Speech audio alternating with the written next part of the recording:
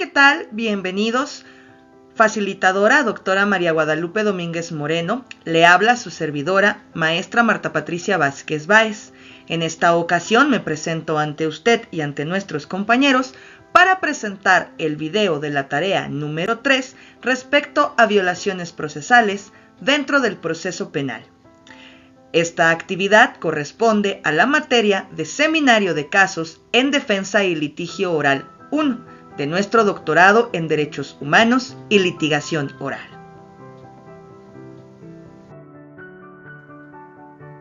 Para la realización de este video, hemos de considerar como agenda de trabajo algunas premisas que se nos han planteado dentro de las instrucciones de realización de la actividad, la cual deriva en un primer momento de realizar el análisis de una sentencia de juicio de amparo directo para resolver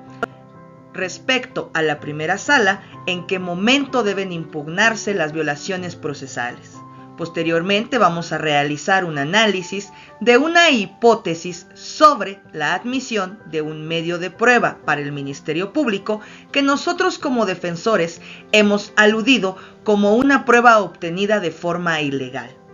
Desde esta óptica habremos de analizar si esta resolución podría impugnarse a través de alguno de los recursos que contempla nuestro Código Nacional de Procedimientos Penales. En caso de que no sea procedente un recurso o bien que éste se haya agotado, resolver si es procedente la tramitación de un juicio de amparo indirecto.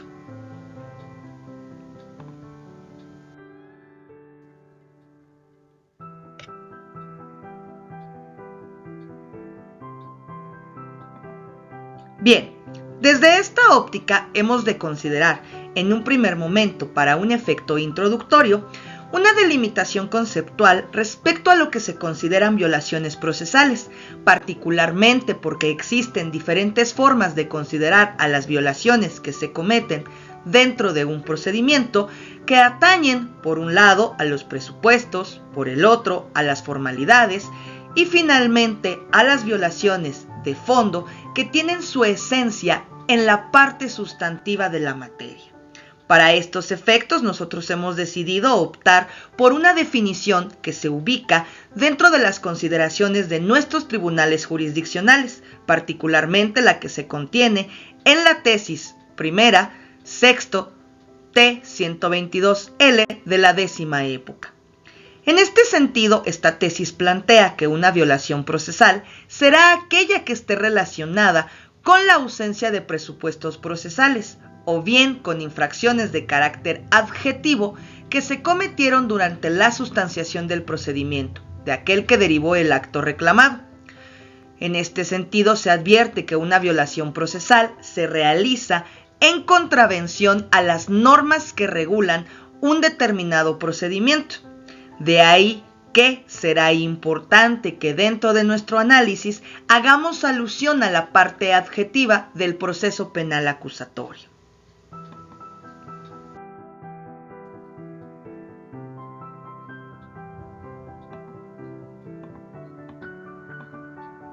De esta manera nosotros vamos a plantear en un primer momento que el análisis que realizamos de una sentencia de juicio de amparo es el expediente 669/2015, donde el ministro es Arturo Saldívar Lelo de la Larrea, con el tema proceso penal acusatorio por delito de homicidio simple intencional, registrado con el número ROPEMAQ/JFR/GACGG, donde el órgano jurisdiccional de origen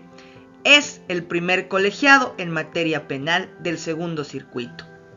En este sentido, cabe advertir que la sentencia que se somete a nuestra revisión hace hincapié de forma muy particular en la idea de que la gran mayoría de nuestros elementos codificados respecto a la procedencia de tramitación del juicio de amparo, tanto en su modalidad de amparo directo como en su modalidad de amparo indirecto, todavía cuentan con algunos resquicios de los planteamientos del sistema inquisitivo mixto. Particularmente esto ha ocurrido porque las reformas que se han venido realizando a nuestro sistema jurídico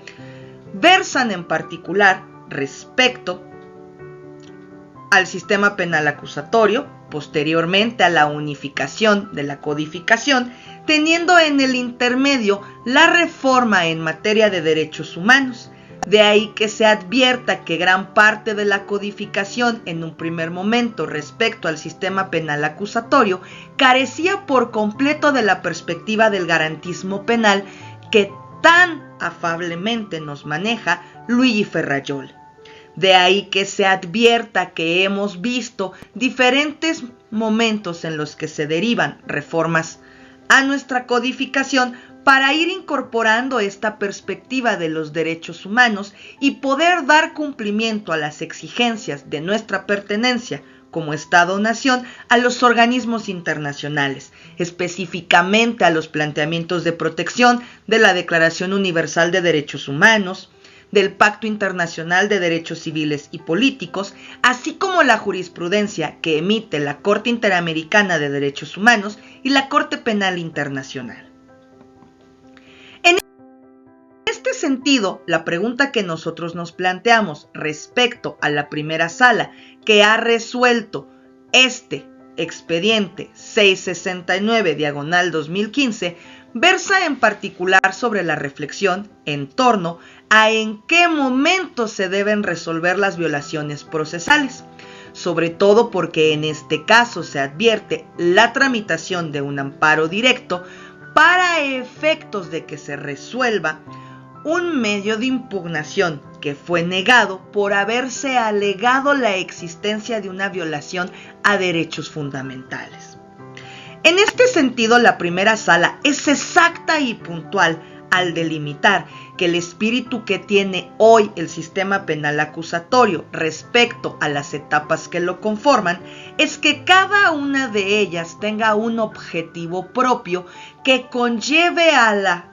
obtención o cumplimiento del objetivo general del proceso penal. De ahí que se advierta que hoy, dentro del sistema penal acusatorio, una vez cerrada la etapa de investigación e iniciada la etapa intermedia, no pueda devolverse a la etapa de investigación, y lo mismo ocurrirá una vez que se haya abierto la etapa de juicio y cerrado la etapa intermedia, habiendo imposibilidad de regresar a la etapa intermedia. Esto quiere decir que toda cuestión que llegue a juicio habrá sido convalidada. Esto es, si nosotros como defensores no hemos planteado impugnación o recurso alguno en contra de algún acto procesal realizado por los órganos jurisdiccionales o bien por nuestras contrapartes, llámese el Ministerio Público o el asesor jurídico, una vez que la etapa se cierra, no podemos regresar a estos actos procesales. ¿Qué es lo que ha ocurrido en el expediente 669/2015? Se alude un recurso en contra de una sentencia que ha resuelto el órgano jurisdiccional atendiendo a los medios de prueba desahogados en juicio y particularmente a la declaración que el imputado ha rendido frente al órgano jurisdiccional, en donde hace una manifestación de haber sufrido actos de tortura, de haber sido incomunicado desde el momento de su detención. De acuerdo con esta idea, la primera sala ha especificado que esta violación a derechos ha tenido que hacerse valer desde la etapa intermedia, desde la etapa de investigación. ¿Por qué? Advierte la primera sala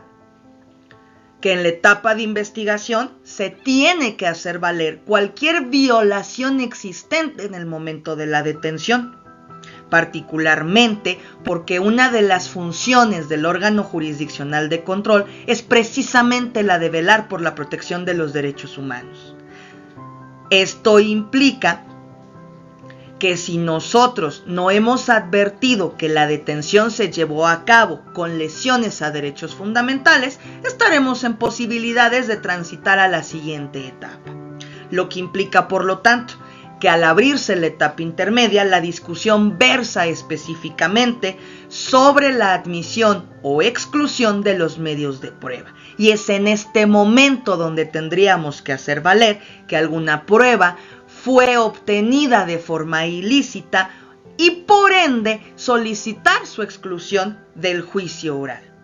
Esto implica, por lo tanto, que aquello que ha dicho el imputado en el expediente 669/2015 no puede analizarse como parte de la valoración que realiza el órgano jurisdiccional de enjuiciamiento, porque la etapa de investigación se cerró y se cerró la etapa intermedia, sin que hubiera manifestación alguna a la ilegalidad de la detención con violación a derechos fundamentales o bien a la ilegalidad de la obtención de medios de prueba. De ahí que se advierte que lo único que puede hacer el órgano jurisdiccional es reflexionar y valorar respecto a la eficacia y grado de convicción del medio de prueba que ha sido desahogado frente a él, no así sobre los elementos de su admisión o exclusión, y por ende tampoco puede analizar el momento de la detención. De esta manera se advierte por la primera sala, de forma muy puntual, que si bien es cierto la materia sobre la que versa el juicio de amparo directo es exclusivamente analizar lo actuado durante la etapa de juicio oral, por ende esto quiere decir que no se pueden incluir decisiones que han sido tomadas en etapas previas. Por eso es que la primera sala de la Suprema Corte de Justicia de la Nación concluye su análisis advirtiendo que en este expediente 669 ya no se puede entrar al estudio ni del planteamiento de tortura formulado por el quejoso, ni del planteamiento de la incomunicación, particularmente porque estas violaciones ocurrieron en etapas previas en donde no fue alegado.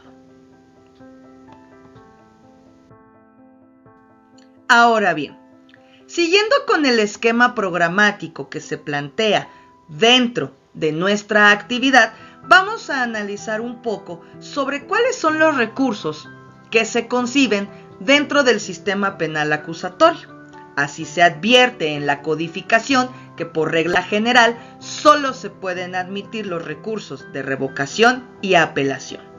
Por lo tanto, en el entendido de que se ha planteado un supuesto o hipótesis de que se ha admitido al Ministerio Público un medio de prueba que nosotros hemos alegado se ha obtenido de forma ilegal, no existe en el Código Nacional de Procedimientos Penales un recurso procedente frente a este.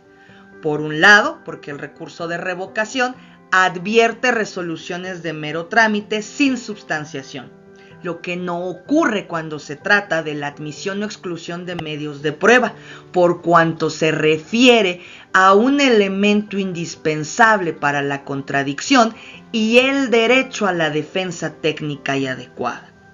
De la misma manera, el recurso de apelación es procedente exclusivamente para el caso de que se excluya un medio de prueba, quedándonos entonces con una única vía: la tramitación del juicio de amparo indirecto. En este sentido, de conformidad con lo que plantea el artículo 107 de la Ley de Amparo en su fracción quinta, el juicio de amparo indirecto puede interponerse contra actos en juicio cuyos efectos sean de imposible reparación. Y vamos a entender a la imposible reparación a aquellos actos en los que se afecta materialmente derechos sustantivos que están tutelados en la Constitución Política y en los tratados internacionales, siendo un ejemplo de esto la tortura. En la hipótesis que nos planteamos, hablamos de que se ha admitido un medio de prueba que nosotros consideramos se ha obtenido de forma ilegal. En este sentido, nuestro razonamiento es que se afecta materialmente a derechos sustantivos que tutela nuestra Carta Magna y también nuestros tratados internacionales, específicamente porque la admisión de medios de prueba ilegales, atentan contra la tutela judicial efectiva y el debido proceso, pero además contra la esencia del proceso penal y su transformación, la presunción de inocencia, un derecho humano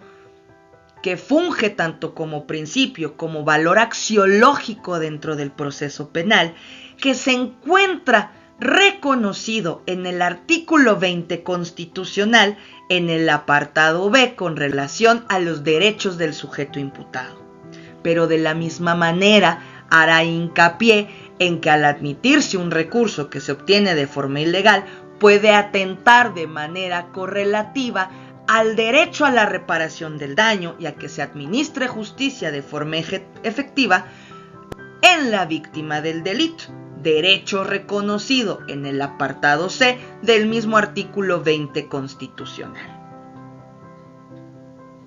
De esta manera podemos advertir que nuestro sistema está tratando de garantizar a través de diferentes mecanismos la protección a estos derechos fundamentales, sobre todo porque nuestra Declaración Universal de Derechos Humanos y el Pacto Internacional de Derechos Civiles y Políticos hacen hincapié en la necesidad de proteger el derecho a la defensa técnica y adecuada a través de la posibilidad de que el imputado y que la víctima sean escuchados debidamente en juicio, y para ello se requiere que se reconozcan los argumentos y fundamentos respecto a la obtención de un medio de prueba, decretando así su ilegalidad,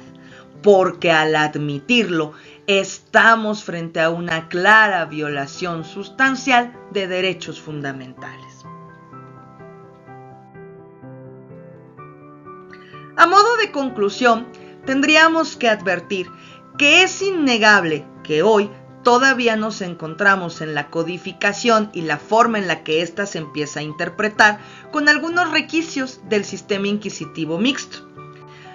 La autoridad lo ha reconocido y es por eso que nuestros altos tribunales empiezan a realizar una nueva interpretación a la luz de diferentes métodos, pero sobre todo incorporando la perspectiva de los derechos humanos y los principios que los rigen.